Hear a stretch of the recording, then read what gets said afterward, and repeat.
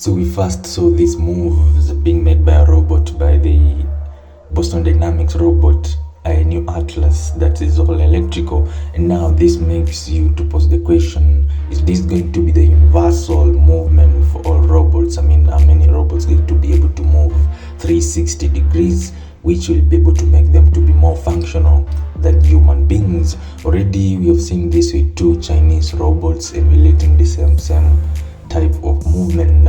The first one was Booster Robotics, which came up with a video claiming that the Boston Dynamics robotic movement was not that difficult, that it was quite easy.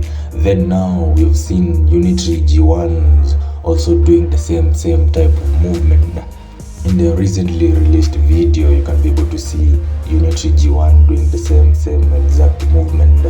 And Untiree G1 is actually the cheapest humanoid robot in the market right now, going for $16,000. Just still a lot for a person to own such a thing, but again, I think it makes sense for these gigafactories and big businesses to own them. As of now, maybe in the near future they're going to come down, the price will continue going down and down, and now the normal day person can be able to own 1 or 2, as some robotic reports have said that in the future people will own more than 1 robot.